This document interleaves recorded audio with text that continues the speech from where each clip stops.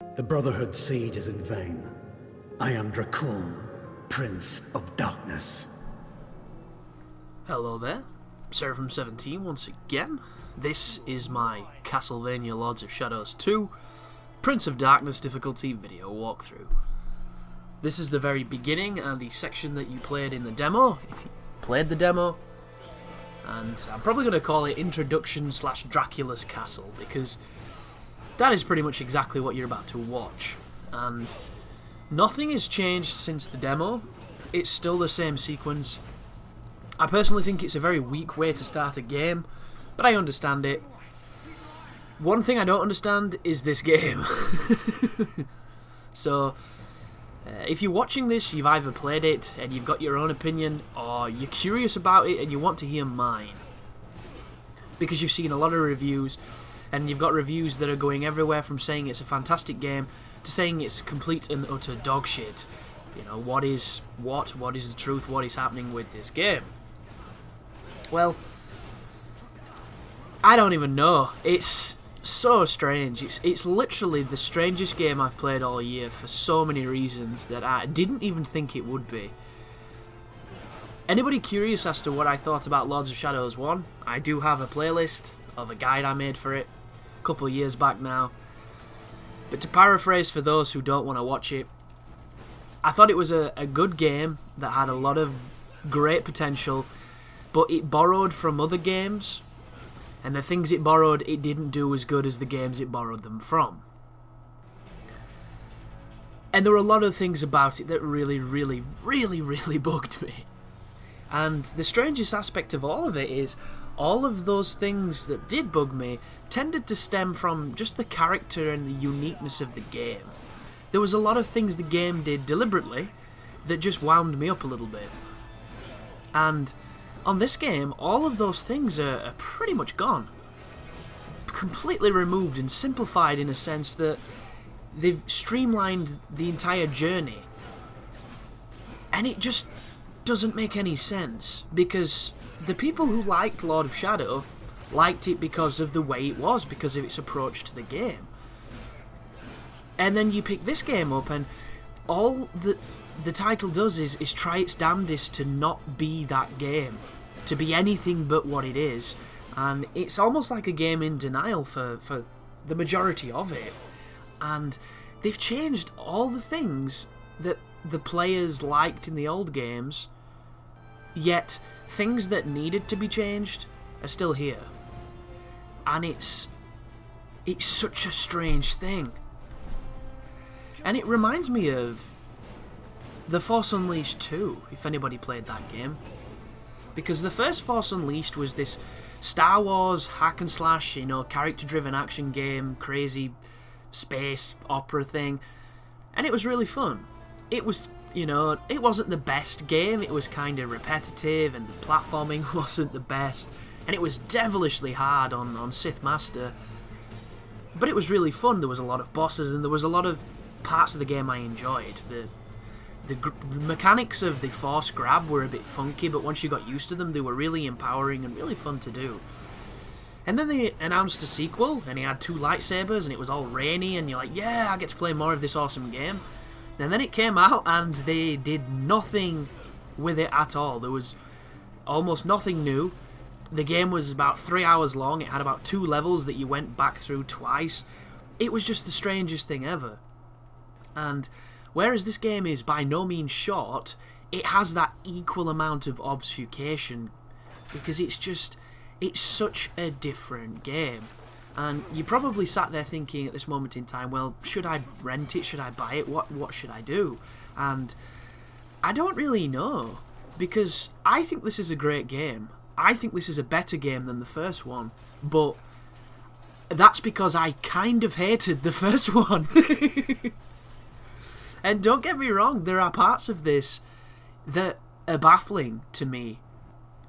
You know, there are literally more sections where you become a rat, then you fight bosses, which it's kind of strange.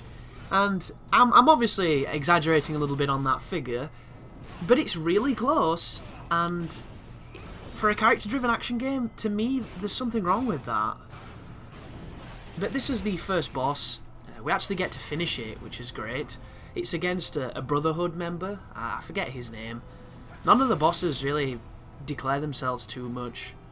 Except for Satan, who, for some reason, that dude's been doing nothing but drinking protein shakes and bulking up, because he's fucking huge, man. He was a skinny little nerd dude on the first one. On this one, he's got the roid rage going. But if you are coming from Lords of Shadow, you're going to notice a lot of differences. The most noticeable one is the parry timing, the sync blocking. Sync blocking was my favourite aspect of the first game. The only criticism I had with it there was that there were so many unblockables that the enemies did that sync blocking at times just seemed kind of pointless. When, to me, I would have sync blocked the entire game because it's how I love to play these titles. I'm a big fan of being a counter-puncher. On this game, they've loosened the window, and the window is so loose now that the game actually punishes good timing, and I don't understand it at all.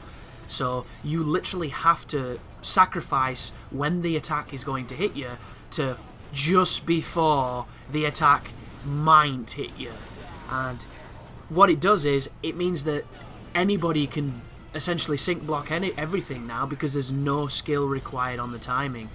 If anything, you know, you've got to go early, because when you do go and you try and do it as most other action games like this work, you'll get hit, and it's very confusing, but it's something you need to adjust to. Once you adjust to it, you'll have no issue whatsoever. The second thing you'll notice that they've changed, and I really like this as well, I say as well, I don't like the sync block thing, I like this, is the unblockables now. In the last game, the characters kind of glowed a white colour, like kind of pearlescent, and it told you that what they were doing you couldn't block. On this game, there's none of that, you know, and it's a lot easier to see because of this. On this game, there's a very distinct noise that happens, very loud as well, which is useful, and you're going to see a red item, like a red glyph, like a little bit like what that guy just fired at me then, and it's going to be around the weapon of whatever the enemy is using, and when they do this, it signifies it's an unblockable attack, and those have to be evaded. And the game's dodge is different this time, and there's not that many iframes in it, I don't find.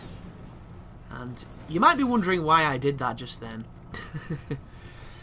You know, I know how to move on these games. That one was perfectly fine, that one was a mistake, but the one on the left corner, the reason I didn't move down is because when I pressed move down on my analog, Gabriel didn't do it. And you're not going to see too much of it. You're going to see a couple of instances where he moves by himself while I'm trying to do things, which is really annoying. But that's not the game's fault, that's my shitty pad's fault. But when I played the demo for this particular sequence here, and you might be wondering why I'm not telling you much strategy about the game at this point, well, I've already made a video of this, and if you struggle with this sequence, you're going to have a tough time with the game, because this is about as hand-holdy and tutorial-y as Castlevania's ever been. You know, the game is telling you what to do, and then it's forcing it down your throat in repetitious sequences, which I'm not a big fan of. There is a new mechanic here, though, and that is the armor system of the game. You'll notice how he had a shield, and I used the chaos magic to damage the shield and knock it off him. Well, certain enemies later on are going to be armoured, where you can't physically damage them at all, sometimes, unless you damage their armour. And it's this interesting dichotomy of using magic to help you beat the enemies, and it's an interesting notion. I think it definitely adds a little bit of flavour to the game. I do apologise if you can hear my chair, guys, but it sinks gradually, very slowly, when I'm sat on it occasionally, and I hate low chairs, so I have to right it. But the mechanic is interesting because it adds an extra flavour to the combat, but I disagree with it, because I do not think the game should put you in a situation where you need magic to succeed, and especially in a guide like what I'm making here, whereas you're going to notice I don't really use the Void Sword, and it's for personal reasons, mainly because I think there's far too many particles when you swing the damn thing to be able to see what's happening, and it doesn't do much damage because its entire purpose is to heal you, and I don't really like using healing items in these kind of games. You know, I'm not against using them, I just personally choose not to. Like, a lot of people take on an elitist mentality of, you know, if you can't do something without using items, then you're not good at the games, which I don't personally believe to be true. I think they put the items in there for you to use them. I just think that I get better at playing and I learn more if I don't rely on them. And in a case such as this, I'm not going to be using the relics much. I'm not going to be using the void sword much. I'm just going to be fighting and jumping and all that good stuff. And if I do use them, I'll pretty much have a decent reason for it, or it'll be part of a better strategy. So hopefully that'll help some people out. But the armor, I kind of disagree with it.